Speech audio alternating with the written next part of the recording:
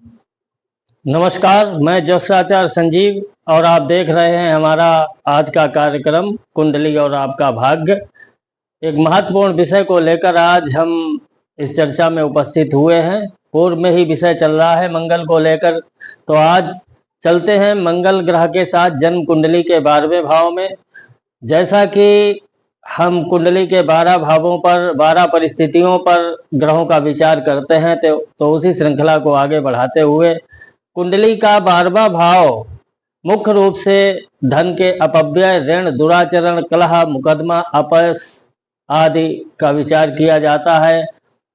सबसे बड़ी समस्या है कि आपके पास पैसा आता है लेकिन उसके खर्च करने के रास्ते कैसे हैं? क्या आप व्यर्थ में होने वाले व्यय को रोक सकते हैं? ज्योतिष शास्त्र के सूत्रों पर चला जाए, यदि उन सावधानियों को बरता जाए तो निश्चित ही आप धन के अपव्यय को रोक सकते हैं। उसको रोका जा सकता है, लेकिन उसके लिए आपको कुछ सावधानियां बरतनी पड़ेंगी। तो आप बने रहिए हमारे साथ इस वीडियो में अंत तक, और आपको हम बताएंगे कि आप कौन सी सावधानियां बरतें। यदि आपकी कुंडली के 12वें भाव में मंगल है तो अपव्यय से आप अपने धन को रोक सकते हैं और सुखी जीवन जी सकते हैं। कुंडली के 12वें भाव में शनि सर्वाधिक कारक माना जाता है और ये आपो क्लिम त्रिक भाव जाना जाता है। एक और विशेष बात, कुंडली के 12वें भाव में मंगल का होना बहुत बड़ा मंगली दोष माना जाता है, क्योंकि इसका कारण है कि 12वें भाव में बैठ करके मंगल आपकी कुंडली के चौथे भाव को, आपकी कुंडली के सप्तम भाव को और आपकी कुंडली के अष्टम भाव को विशेष रूप से प्रभावित करता है। तो चूंकि कुंडली के सप्तम भाव को जब प्रभावित करता है तो ये दो प्रकार से मंगल दोष बन जाता है। इसलिए यदि किसी की भी कुंडली में मंगल 12वें भाव में है तो एक दो विवाह में बहुत ही व्यवधान उत्पन्न करता है, और यदि अभी तक मंगल के कारण विवाह में अड़चन आ रही है तो इसका विशेष रूप से विचार आपको कराना चाहिए और मंगल के उपाय करने चाहिए, जिससे कि व्यक्ति दाम्पत्य जीवन में प्रवेश कर सके। तो चर्चा को आगे बढ़ाते हैं। हालांकि कोई भी ग्रह कहीं पर बैठा हुआ एकदम उसके लिए भयभीत होने की कभी भी आवश्यकता नहीं है। आप ज्योतिष के जो सूत्र हैं, ज्योतिष के आधार पर जो आपको ग्रह से संबंधित उपचार बताए गए हैं उनका आप अनुसरण कीजिए, और यदि आप अनुसरण करके श्रद्धापूर्वक उपचार करेंगे तो निश्चित ही आपको लाभ होगा, आप परेशानियों से बचे रहेंगे। तो आइए चलते हैं मुख्य विषय की ओर। जन्म कुंडली के 12वें भाव में मंगल यदि अपनी उच्च राशि में बैठा हुआ है तो धन तो व्यय होगा, लेकिन बहुत अच्छी बात है कि हमेशा धन अच्छे कार्यों में व्यय होगा, और धन का अच्छे कार्यों में व्यय होना हानिकारक नहीं माना जाता है, नुकसानदायक नहीं माना जाता है। तो उच्च राशि में व्यय भाव में मंगल का बैठा होना एक प्रकार से यदि देखा जाए तो शुभ कारक है, क्योंकि कभी भी कोई भी ग्रह हर परिस्थिति में खराब नहीं होता है। उसके दो पहलू होते हैं, एक अच्छा और एक बुरा। जो खराब पहलू हैं उनसे आप सावधान रहिए, उसके अनुसार आप उपचार करिए तो आप नुकसान से बचे रहेंगे। नीच नवांश में बैठा हुआ व्यय भाव में मंगल नीच मित्रों की संगति से धन का व्यय कराता है।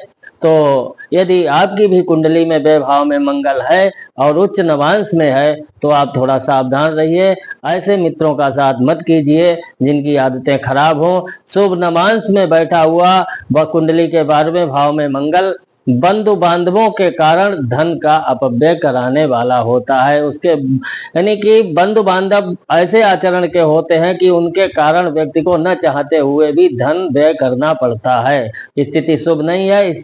अब आगे चलते हैं। कुंडली के 12वें भाव में नीच राशि में बैठे हुए मंगल की स्थिति जानते हैं। ऐसा व्यक्ति नीच लोगों की संगति से धन का व्यय करने वाला होता है। नीच नवांश में व्यय भाव में बैठा हुआ मंगल ऐसे व्यक्ति में अनेकानेक व्यसन बन जाते हैं और वो व्यसनों में धन का अपव्यय कर देता है। मित्र राशि में बैठा हुआ व्यक्ति अपनी शान मित्र राशि में बैठा हुआ व्यभाव में मंगल वाला व्यक्ति अपने झूठे आडंबरों में फंस करके व्यर्थ के आचरण पाल करके धन का व्यय करने वाला होता है। पाप वर्ग में बैठा हुआ व्यभाव का मंगल शुभ नहीं है। ऐसा व्यक्ति दुष्टों के साथ में धन का अपव्यय करता है। मित्र नवांश में बैठा हुआ मंगल व्यभाव में ऐसा व्यक्ति अपने माता पिता और परिजनों के निमित्त धन का व्यय करने वाला होता है। और वर्गोत्तम में बैठा हुआ मंगल शुभ नहीं है। ऐसा व्यक्ति प्रेम पास में फंस करके धन का अपव्यय करता है। कुंडली के व्यय भाव में यानी 12वें भाव में शत्रु राशि में बैठा हुआ मंगल शुभ नहीं होता है। ऐसे व्यक्ति के जीवन में बहुत ही अवरोध आते हैं, अनेकानेक रुकावटें आती हैं, प्रत्येक काम में व्यवधान उपस्थित होते हैं। इस कारण उसको धन का अपव्यय करना पड़ता है, न चाहते हुए भी धन का अपव्यय करना पड़ता है।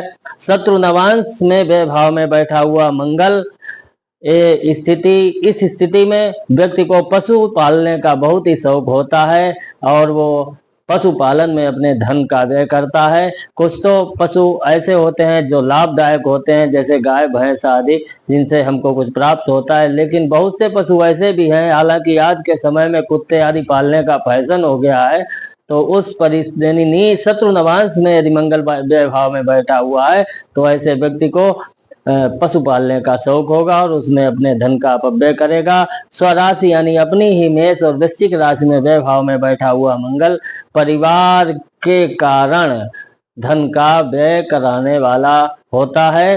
तो इस प्रकार हमने आज मंगल की 12 परिस्थितियों के बारे में आपको बताया। मंगल की एक परिस्थिति का आज हम और विश्लेषण करते हैं। मंगल के साथ राहु का होना अंगारक योग माना जाता है। हालांकि इसके बारे में विस्तृत चर्चा हम फिर किसी दिन करेंगे, लेकिन व्यय भाव में यदि मंगल राहु के साथ में बैठा हुआ है तो ये बहुत ही खराब स्थिति है। इससे बचने के लिए आपको सतत श्री हनुमान जी की आराधना करनी चाहिए। यदि किसी की कुंडली में मंगल राहु के साथ व्यय भाव में बैठा हुआ है तो फिर से समझ लीजिए कि ये अंगारक योग है और व्यय भाव में अंगारक योग बहुत ही खतरनाक होता है। ऐसा व्यक्ति अपनी जीविका के लिए यानी जीवन के हर क्षेत्र में उसको बहुत संघर्ष करने पड़ते हैं। तो उसके लिए सबसे अच्छा उपाय यही है कि श्री हनुमान जी की आराधना करते रहिए। और यदि हो सके, यदि आप ज्योतिष शास्त्र पर विश्वास रखते हैं, ज्योतिष के प्रति आपको श्रद्धा है, तो आप अपनी जन्म कुंडली का विश्लेषण किसी सुयोग्य ज्योतिषी से अवश्य करा करके बताए गए उपचारों का अनुसरण करके आप सुखी और समृद्ध जीवन व्यतीत कर सकते हैं। धन्यवाद, फिर मिलेंगे।